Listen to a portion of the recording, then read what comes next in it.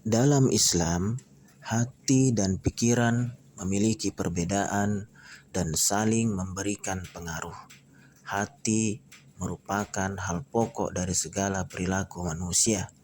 Hati berpikir secara emosi dan mengungkapkan perasaan yang tidak mungkin bisa digambarkan secara logis.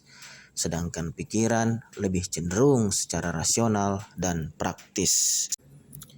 Dalam Islam, hati kolbu dianggap sebagai pusat spiritual dan sumber cahaya batinia.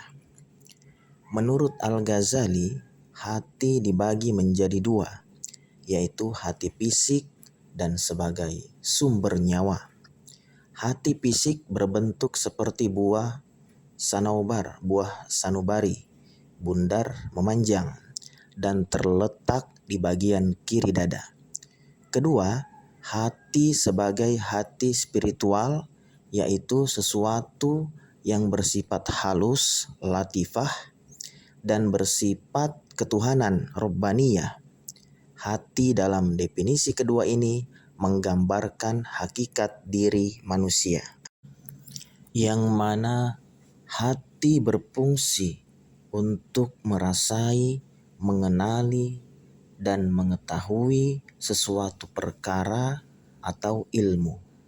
Dapat disimpulkan bahwa hati spiritual adalah suatu elemen yang bersifat halus dan bersifat ketuhanan, yang tidak nampak dengan mata kasar dan amat berperan penting di dalam mengenali sesuatu perkara atau ilmu yang diperoleh.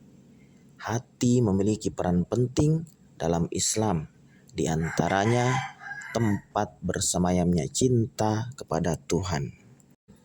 Tempat ma'rifat, yaitu kecerdasan yang lebih dalam dan lebih dasar dari kecerdasan abstrak pada otak. Tempat bertanya dan selalu jujur, membenarkan yang benar dan menyalahkan yang salah. Dalam Islam, hati yang sehat diumpamakan seperti cangkir yang bening, tipis, dan kuat. Bening berarti bersih dari dosa, tipis berarti hati yang lembut, dan kuat berarti tahan banting dan sabar. Untuk menjaga hati, kita bisa melakukan beberapa hal seperti membaca Al-Quran, melaksanakan sholat wajib dan sholat sunnah, memperbanyak zikir dan membaca al-ma'thurat, doa-doa, melaksanakan puasa sunnah, ziarah ahya, silaturahim, ziarah amwat, ziarah kubur, istiqomah dalam kebaikan, rela berkorban demi kebaikan, ikhlas melakukan amal baik. Rasulullah Shallallahu Alaihi Wasallam bersabda, sesungguhnya hati makhluk manusia itu terletak di antara dua jari dari jari-jari Allah Azza wa Jal, bahwa Allah maha membolak-balikkan hati sehingga agar selalu dapat menjaga hati. Menurut Islam, pikiran manusia adalah kemampuan yang dapat dibebani tugas dan tanggung jawab. Pikiran juga menjadi sumber kekuatan untuk meraih peradaban. Islam mendorong umatnya untuk menggunakan akal sehat dan logika dalam memahami segala sesuatu. Beberapa prinsip berpikir kritis dalam Islam adalah berdasarkan bukti dan fakta, bukan asumsi atau prasangka, objektif dan tidak bias, berani mempertanyakan dan mengevaluasi informasi. Islam juga mengajarkan untuk menjaga pandangan, terutama terhadap lawan jenis. Rasulullah menjamin masuk surga bagi orang-orang yang salah satu dari sifat-sifat mereka adalah menjaga pandangan. Islam juga mengajarkan untuk menenangkan hati dan pikiran. Hati dan pikiran yang tidak tenang bisa disebabkan oleh banyak hal, seperti masalah dalam pekerjaan, sekolah, maupun masalah dalam percintaan. Salah satu cara menenangkan hati dan pikiran menurut Islam adalah dengan berdoa kepada Allah Subhanahu wa Ta'ala.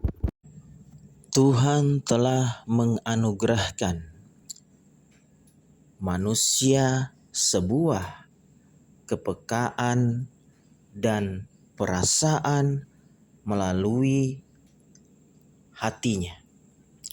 Orang menyebutnya sebagai hati nurani. Hati nurani ini memiliki keterkaitan dengan otak. Otak merupakan pusat kendali, nalar, dan logika, di mana saat manusia dihadapkan pada suatu permasalahan, ia akan mempertimbangkan dan memahaminya dengan logika dan perasaan. Namun beberapa orang ada yang menggunakan akalnya saja tanpa nuraninya. Hati dipercaya sebagai pusat kendali emosi, sementara otak dipercaya sebagai pusat kendali segala aktivitas fisik dan nalar. Keduanya merupakan unsur yang terpenting dan tak terpisahkan yang mempengaruhi perilaku dan perasaan seseorang. Hati dan otak tidak akan mampu berfungsi secara maksimal tanpa adanya interferensi antar keduanya. Pikiran akan lebih tajam jika dengan adanya emosi, dan emosi akan lebih efektif dengan adanya pikiran dan nalar. Hati sebagai sumber emosi memiliki peran yang penting dalam proses penguatan pikiran dan mempengaruhi kemampuan seseorang dalam memahami informasi yang berasal dari luar dirinya.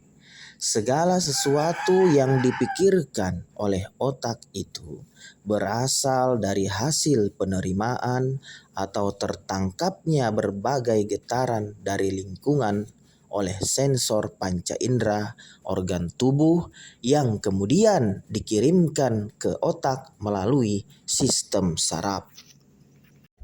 Dalam proses transfer informasi tidak terjadi proses pemilahan informasi positif dan negatif, karena dalam proses transfer informasi ke otak, apa saja yang diterima oleh sensor panca indera secara utuh diteruskan ke otak, sehingga pemikiran otak sering bersifat vulgar. Berolah rasa itu penting. Berolah rasa dengan hati akan memberikan hasil yang lebih baik, lebih bijak, jernih, bahkan lebih suci daripada hasil otak, pikiran otak yang umumnya bersifat vulgar dan cenderung ke arah negatif.